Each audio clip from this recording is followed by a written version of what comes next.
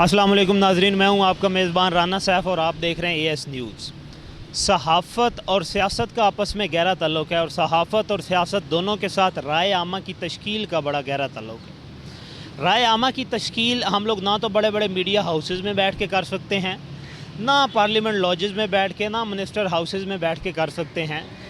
दिन ब दिन मुल्की सियासत में, मुल्की हालात में तब्दीली आती रहती है और इस तब्दीली के असरात आम आवाम पर क्या पड़ते हैं, इसके लिए ज़रूरी होता है कि हम आम आवाम से उनकी राय लें। आज हम मौजूद हैं यहाँ पे डिफेंस चौक में लाहौर में और यहाँ पे हम लोग जो है आम आवाम के साथ बात करेंगे। और आज के दिन की बड़ी अहम डेवलपमेंट हुई है कि इलेक्शन कमीशन ऑफ पाकिस्तान ने पाकिस्तान तहरीक इंसाफ की ममनुआ फ़ंडिंग का फ़ैसला किया है।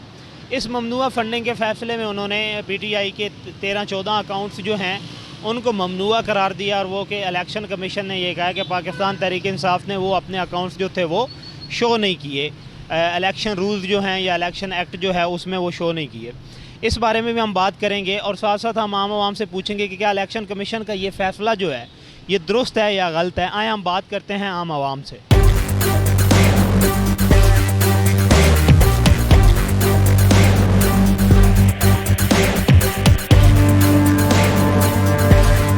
क्या आप शहबाज शरीफ की कारकर्दगी जो है उसे मुतमिन? मैंने लाहौर में जो भी मंसूबा देखा है ना, वो सिर्फ उस पर नवाज शरीफ का जिक्र है जी, ये मेट्रो के बारे में बात कर रहे हैं, स्पीडो के बारे में बात कर रहे हैं, ये कह रहे हैं कि ये मुस्लिम लीग नवाज के शुरू किए हुए प्रोजेक्ट और इसमें कोई शक नहीं है कि शहनशाह तामीरात का अगर लक़ब दिया जाए तो वो शहबाज शरीफ को दिया जाता है।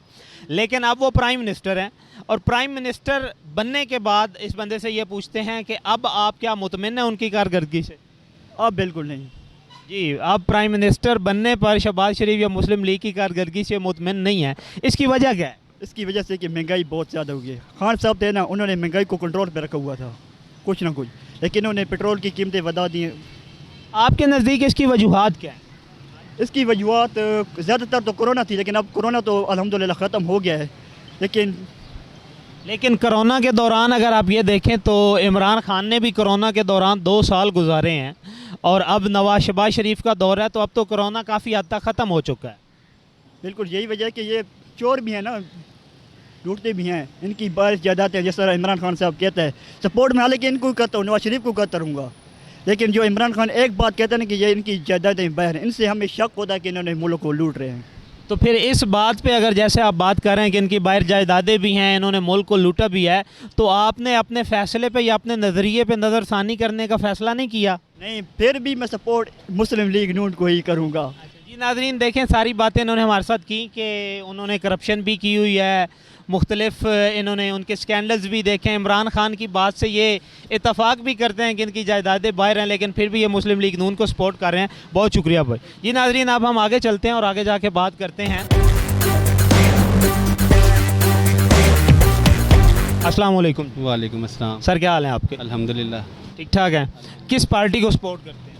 सर, पार्टी तो पहले हम मुस्लिम लीग नून को सपोर्ट करते रहे हैं, लेकिन जो अब मौजूदा सूरत हाल बनी हुई है, अभी तो गरीब बंदे का जो है ना बहुत मुश्किल हुआ है। हर एक चीज़ का बिल जितने आ रहे हैं, हर एक चीज़ का। लेकिन आप अगर पार्टी की बात करेंगे ना, पार्टी पाकिस्तान में कोई भी ऐसी नहीं है जिस पे आप एतमाद कर सकते हो। अगर आप PTI की बात करेंगे तो उसने क्या किया 4 साल में, अगर ये अब आए हैं तो इन्होंने क्या किया आके, तो गरीब आवाम तो मर रही है ना।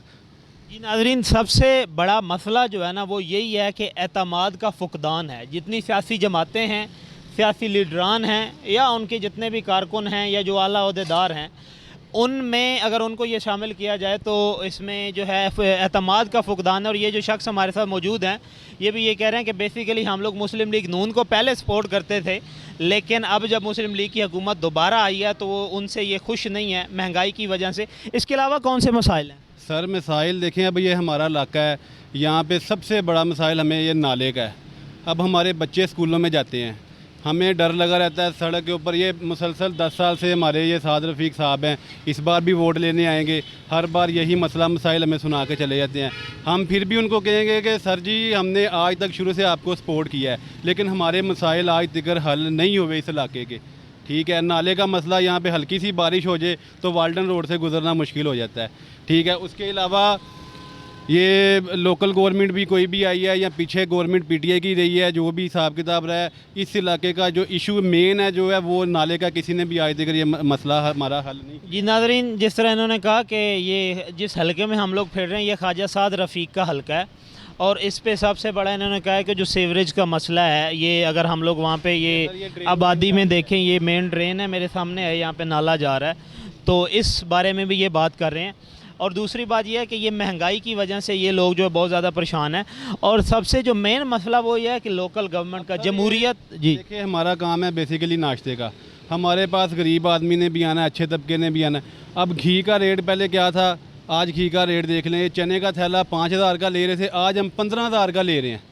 घी हम 150 रुपये किलो ले रहे थे, आज हमें, चलो इन्होंने इस हुकूमत ने आगे 150 रुपये कीमत कम की है, लेकिन फिर भी 400, 450 जो लोकल घी है वो इस्तेमाल हो रहा है। अब घी की कीमतें देख लें, चने की कीमतें दे, अब 5,000 का थैला किधर 15,000 का थैला, 10,000 का फ़र्क आ गया।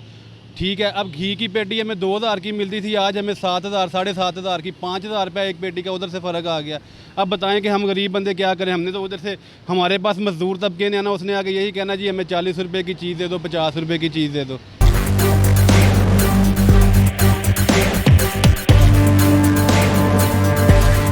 इस महंगाई का ज़िम्मेदार आप किसको ठहराते हैं? इमरान खान को जो 3.5 साल हुकूमत करके गए हैं, या अब शहबाज शरीफ को जिससे 3-3.5 में के दौर में तो हमारे जो पेंट का किराया था वो 1,500 रुपये था, अब 3,000 रुपये दे के जाना पड़ता है शहबाज शरीफ की हुकूमत में। जी नाज़रीन, उन्होंने जो है तमाम ये जो मुआशी मसाइल हैं इनका ज़िम्मेदार जो है वो शहबाज शरीफ की गवर्नमेंट को ठहराया है। उसके अलावा आप लोग ये देखें कि आज इलेक्शन कमीशन का एक फ़ैसला आया है। जी, आप ख़बरें सुनते हैं? आज इलेक्शन कमीशन ने एक फ़ैसला दिया है, उन्होंने पाकिस्तान तहरीक इंसाफ पे काफ़ी इल्ज़ामात लगाए हैं कि उन्होंने बाहर से फंडिंग ली। सर जी देखो, ये तो उनका मामला होगा, हम कुछ नहीं कह सकते, ये तो हुकूमत का मामलात है। जी, ये पार्टी के मामलात हैं, इन पे ये जो है कुछ नहीं कह रहे, लेकिन बहरहाल ये सपोर्ट पाकिस्तान तहरीक इंसाफ को करते हैं, और मुल्क में मौजूदा महंगाई का ज़िम्मेदार जो है ये पाकिस्तान मुस्लिम लीग नून यानी कि शहबाज शरीफ को ठहराते हैं। नाज़रीन, और बात करते हैं आगे लोगों से।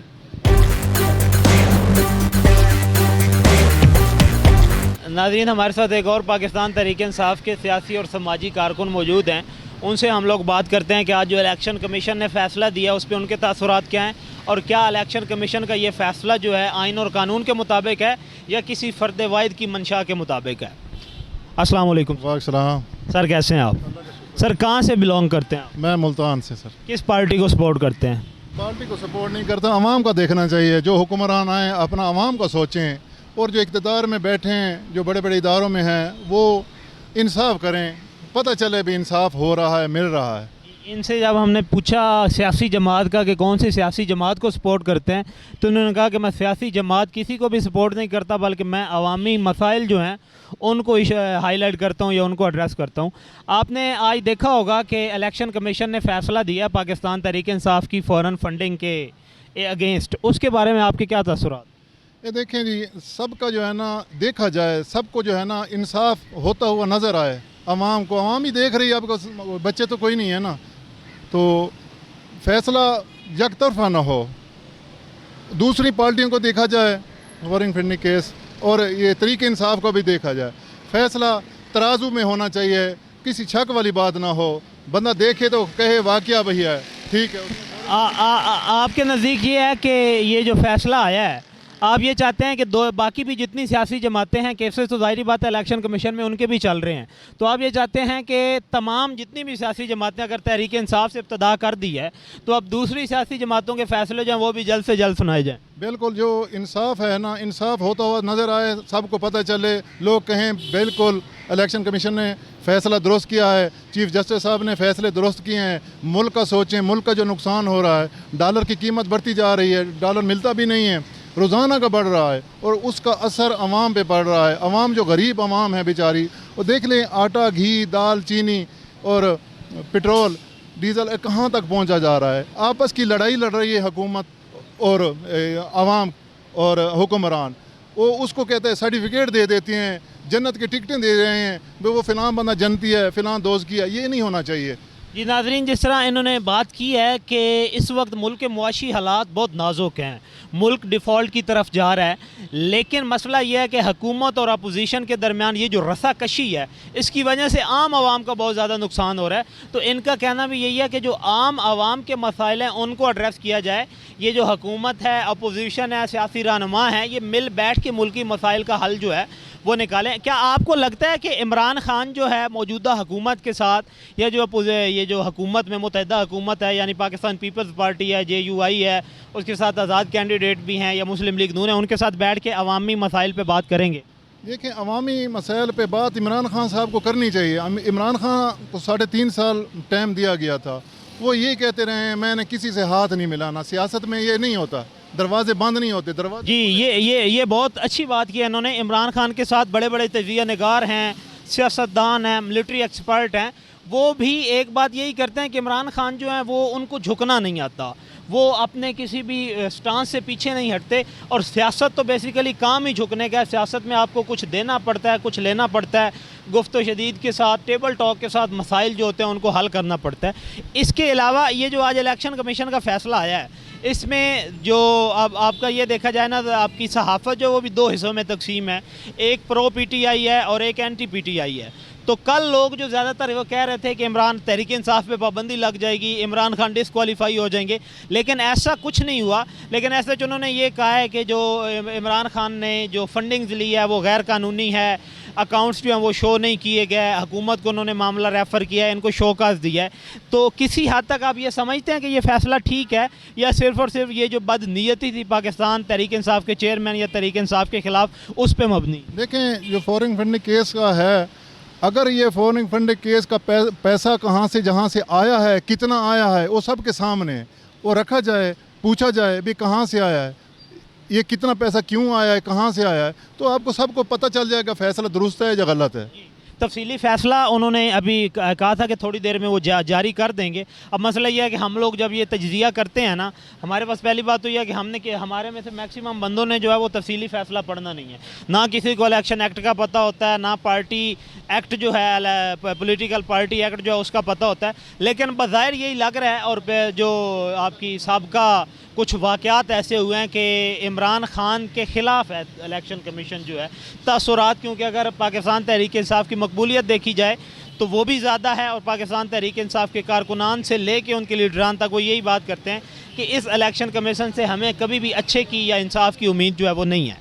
देखें, इदारों पे उंगली नहीं उठानी चाहिए। जो इक़्तिदार में बैठे होते हैं, इदारों में होते हैं, वो फैसला तो आता है ना, एक के खिलाफ आता है, एक तो जो है ना दूसरा कहता नहीं। जैसे ये है कि इस इलेक्शन कमिश्नर जो है अब मौजूदा पाकिस्तान का जो है चीफ इलेक्शन कमिश्नर, इसकी तैनाती भी इमरान खान ने की थी अपोजिशन लीडर के साथ। देखें, अब इमरान खान के जो है ना इलेक्शन जो हुआ है, ये वो सारे वो अक्सर तो वही जीत गए हैं ना, 15 सीटें तो इमरान खान निकाल गया। लेकिन वो फिर भी कहते हैं कि ये जो इलेक्शन हुआ है ना, इस पे भी धांधली हुई है, और अब पूरी पाकिस्तान तहरीक इंसाफ की जो मुल्की लेवल की लीडरशिप थी उसने कोशिश की है कि इसको रोका जाए, रोका, लेकिन वो फिर भी कहते हैं हम जीते भी हैं, फिर भी धांधली। नहीं, ऐसी बात नहीं करनी चाहिए। इमरान खान साहब को जो है ना झुकना चाहिए और बात करनी चाहिए, सियासतदानों से बात करने, और दरवाजे बंद ना करें, क्योंकि नुकसान गवर्नमेंट आवाम का हो रहा है। सही है जी नाज़रीन, जैसे आप नहीं ले सकता, गरीब जो घी नहीं ले सकता, जिसकी नौकरी नहीं है, उससे घर से पूछो जो 1 किलो आटा रोज़ाना का लेकर जाता है, वसाइल भी नहीं है,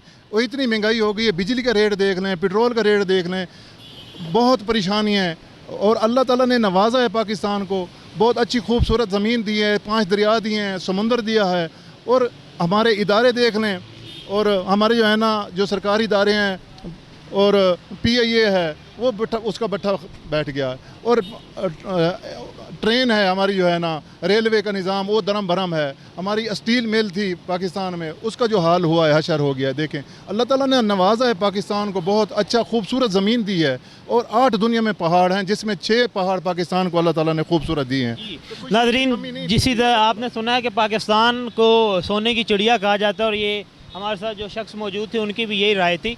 लेकिन आज तो वो कह रहे हैं कि हमारे जितने भी रियासत के इदारे हैं, वो रियासत के इदारे सारे के सारे लॉस में जा रहे हैं, और उसके ज़िम्मेदार जो हैं वो सारे के सारे सियासतदान हैं। इंशाल्लाह नेक्स्ट हम अपने एपिसोड में मिलेंगे। आज के लिए इतना ही काफ़ी है।